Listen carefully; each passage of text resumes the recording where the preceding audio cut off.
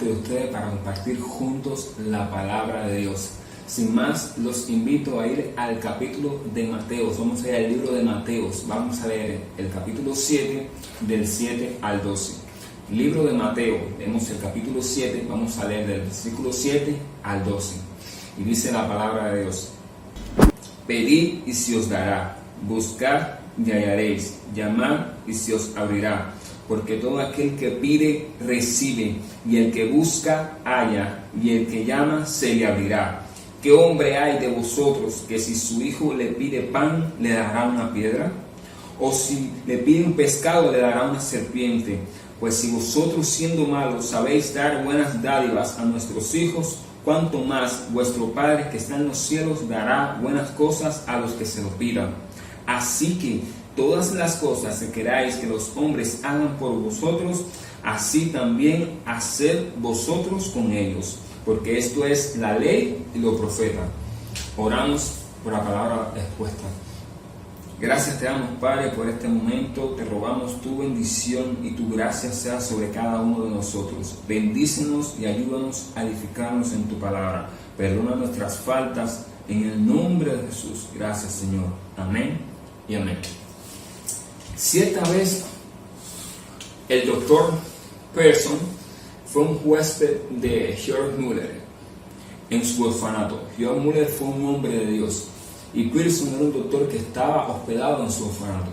Y una noche, después de que todo el mundo se había acostado, Muller llamó al doctor para que pudieran orar juntos, diciéndole que en la casa era necesario que oraran porque en la casa no había nada que comer para el otro día.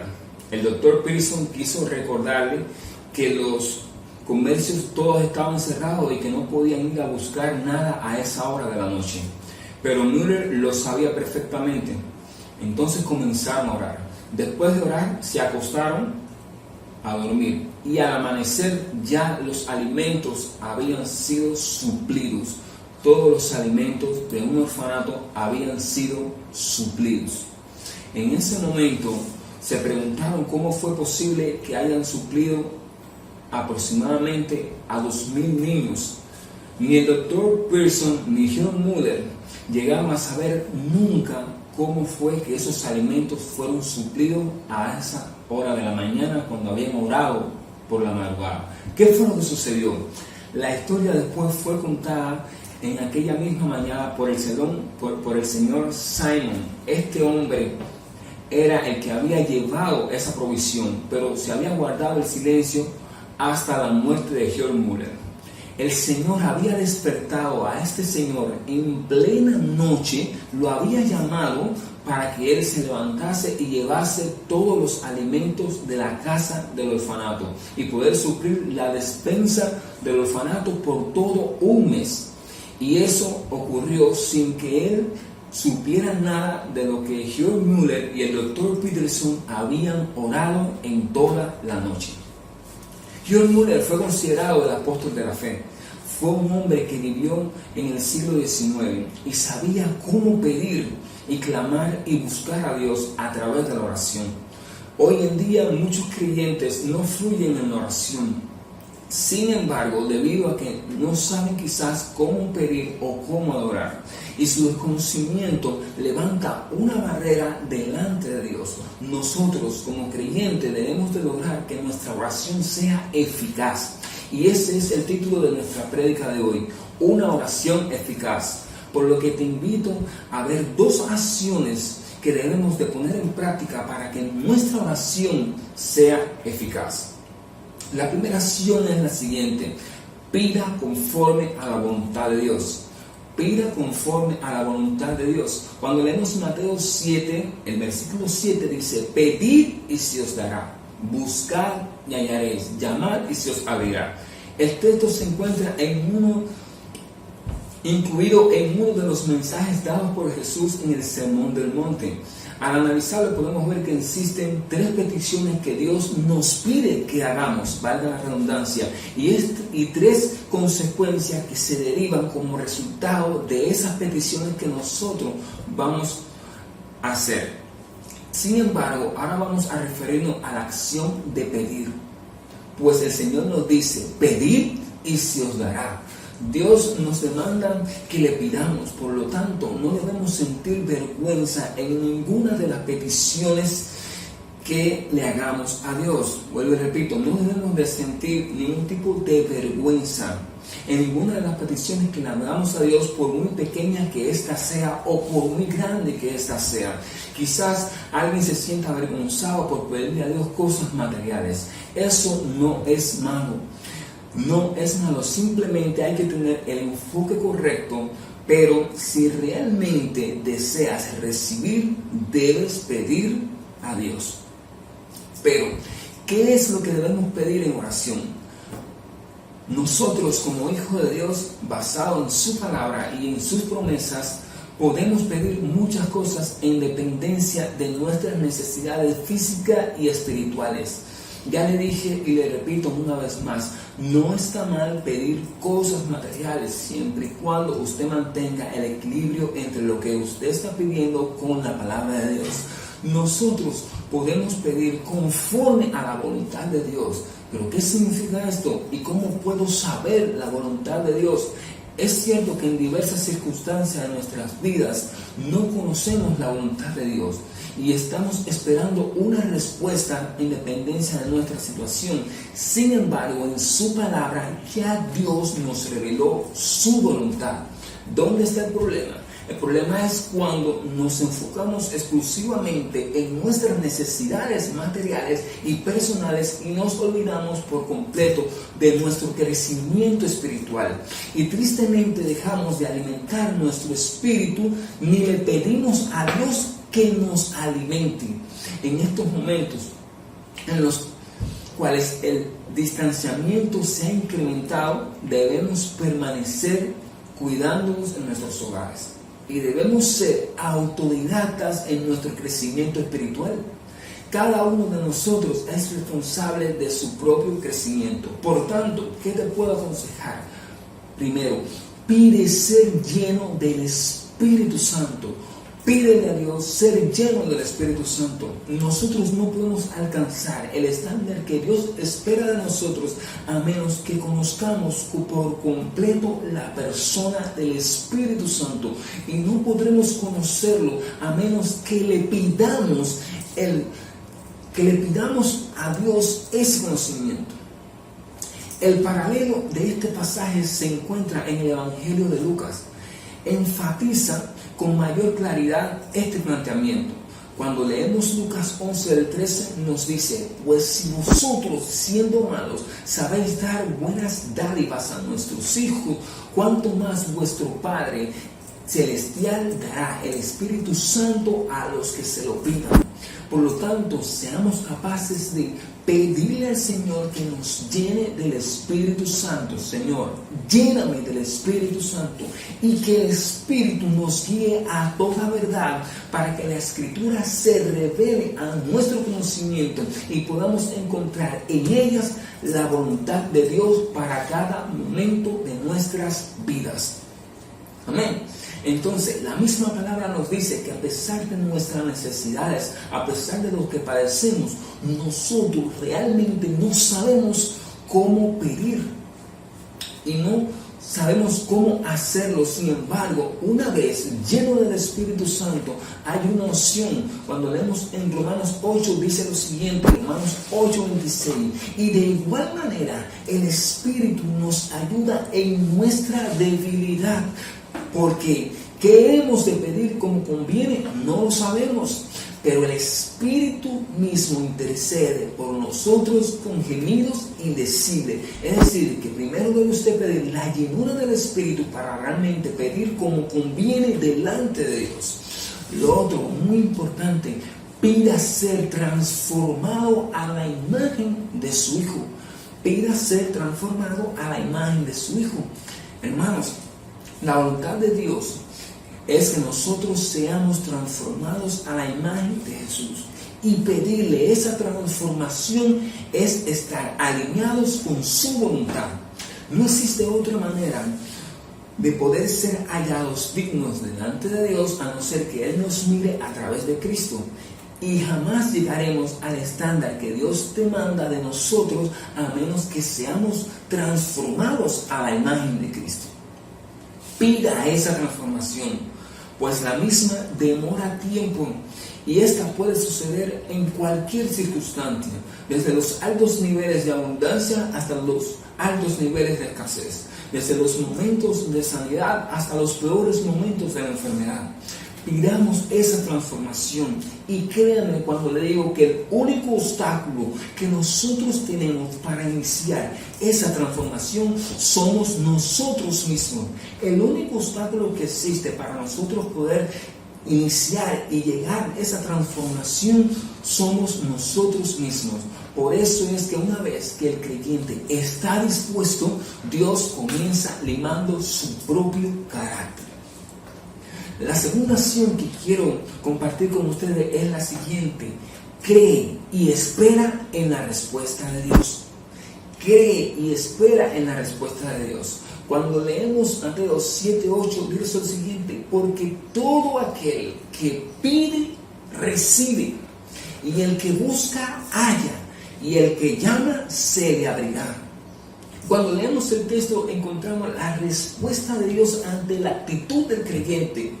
El creyente pide y él recibe, Dios le da. El creyente busca y él encuentra. El creyente llama, Dios le habla. Es decir, es la actitud del creyente y la respuesta de Dios.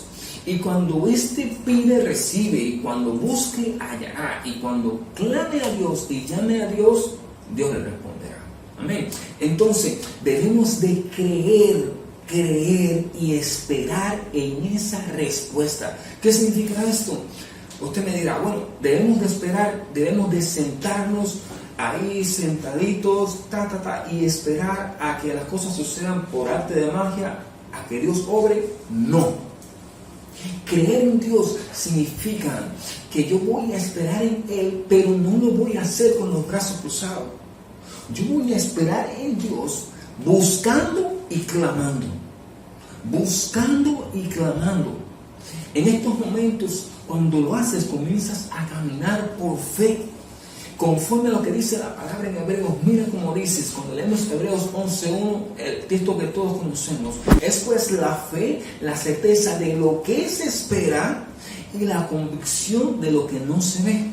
Realmente tenemos la certeza de que Dios cumplirá su palabra y esperamos en Él, aunque en estos momentos no lo podamos ver. Para ayudarnos aún más y fortalecernos en nuestra fe, cuando esperamos en Dios, en este pasaje bíblico Jesús dice algo importante. Miren lo que dice cuando leemos en este mismo pasaje, el versículo 9 al 11 dice: ¿qué hombre hay de vosotros que si su hijo le pide pan, le dará una piedra? O si le pide un pescado, le dará una serpiente. Pues si vosotros, siendo malos, sabéis dar buenas dádivas a vuestros hijos, cuánto más vuestro Padre que está en los cielos dará buenas cosas a los que se lo pidan. Entonces es interesante cómo el Señor hace un comparativo claro con nuestra personalidad y la personalidad de Dios, dando a entender que sin nuestra maldad, sin nuestra naturaleza pecaminosa, podemos saber dar buenas dádivas a nuestros hijos. Él aún es mayor para darle a todos aquellos que en Él creen y que en Él esperan. ¿Qué te puedo aconsejar? Le podría aconsejar lo siguiente. Primero, sea paciente. Sé paciente. Antes le hablé de estar lleno del Espíritu Santo. Ahora escuche, una de las virtudes que forman parte del fruto del Espíritu es la paciencia. Entonces, ¿de qué tenemos que ser pacientes? Sean pacientes y no se desesperen. Nosotros debemos alinearnos con el tiempo de Dios y eso demora. Un tiempo que podemos invertirlo en la búsqueda.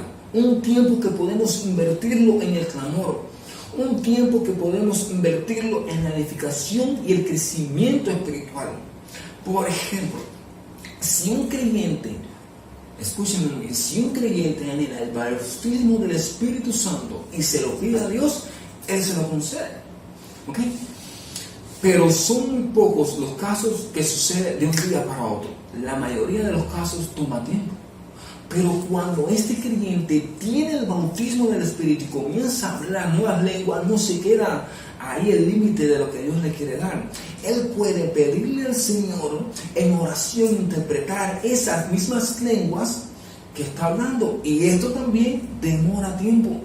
Dios tiene que ver el anhelo en el creyente por esos dones.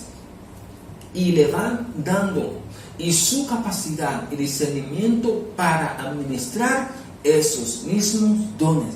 Entonces la pregunta que se impone es la siguiente: ¿hasta qué punto estaríamos dispuestos a clamar a Dios para edificar nuestra iglesia? ¿Hasta qué punto estaríamos dispuestos a pedirle que nos transformes? ¿Hasta qué punto estaríamos dispuestos a buscarle y ser pacientes aún para bendecir a nuestra nación? Lo segundo que le quiero sugerir es lo siguiente: gócese con la bendición de su hermano. Gócese con la bendición de su hermano. ¿Sabes por qué? Una de las mayores bendiciones dadas por Dios a sus hijos son las respuestas a sus oraciones. La respuesta de Dios a nuestras oraciones son una bendición, es una confirmación de su existencia y de su realidad y de que Él es fiel. Cuando su poder se hace manifiesto y podemos ver con claridad que lo pedido se nos fue dado, sea la respuesta que sea conforme a su voluntad, o que hallamos lo que buscamos y que nuestro clamor fue escuchado, es un gozo inexplicable. Por lo tanto, muchas veces tenemos a compararnos con otros hermanos. Cuando estos reciben respuestas a sus oraciones y otros no las reciben, comenzamos a cuestionar la manera de obrar de Dios y no nos cuestionamos nuestra propia manera de actuar. Entonces vienen preguntas que tristemente son: y ven acá, ¿y por qué Dios le bendijo a él y a mí? ¿Y por qué Dios le respondió a la oración y a mí y yo sigo esperando? ¿Y por qué el Señor lo bendice a él y a mí todavía no me bendice?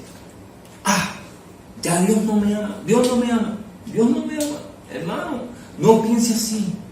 Y gócese cuando su hermano recibe una bendición y siga orando para que Dios responda a su petición. Y recuerde, escúchame bien, para el Señor no hay nadie especial. Para el Señor no hay nadie especial. Pero Él, todopoderoso, soberano, tiene un trato especial con cada uno de nosotros. Y es así.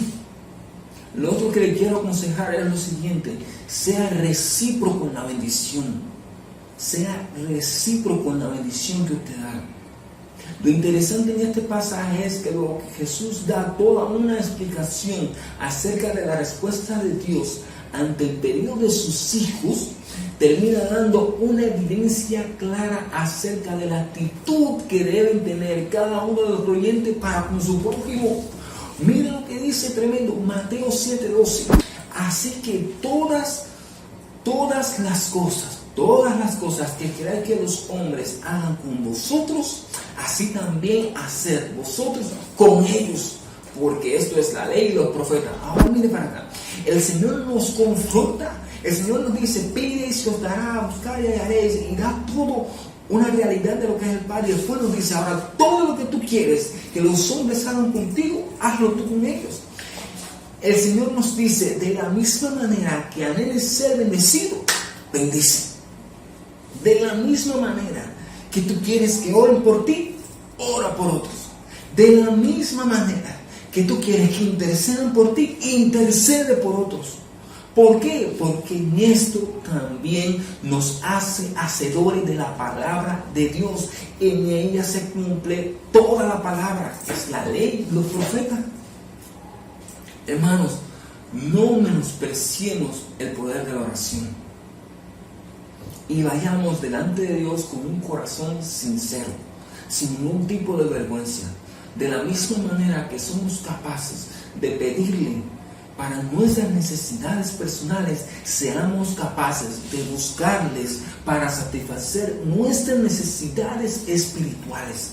Seamos sabios en discernir los tiempos que estamos viviendo, donde en medio de la escasez me place recordarle que Dios sigue sentado en el trono. Él es inconmovible, su poder es inagotable, su gracia es sublime, su misericordia es por siempre, de generación en generación. Entonces, para terminar, le regalo un versículo. Se encuentra en Efesios 3, del 20 al 21, y dice lo siguiente: y ahora, y se los voy a leer en la Nueva Traducción Viviente para poder entender un poco más. Mira lo que dice: y ahora, que toda la gloria sea para Dios, quien puede lograr mucho más de lo que pudiéramos pedir o incluso imaginar, mediante su gran poder que actúa en nosotros. Gloria a Él en la iglesia y en Cristo Jesús por todas las generaciones, desde hoy y para siempre. Amén y amén. Y ahora quiero orar por cada uno de los que están delante y que están observando y compartiendo la palabra de Dios. Gracias, Padre, por cada uno de los que hoy están siendo espectadores y reciben tu palabra. Bendícelos, que tu gracia sea sobre ellos, que tu bendición les alcance. En el nombre poderoso de Jesús, te doy gracias, Señor. Que tuya sea toda la gloria. Ayúdanos a ser hacedores de la palabra, a pedirte en oración, a buscarte y a clamar a ti delante de tu trono. Y que tu bendición sea sobre esta nación y sobre tu pueblo. En el nombre de Jesús, amén y amén. Dios te bendiga.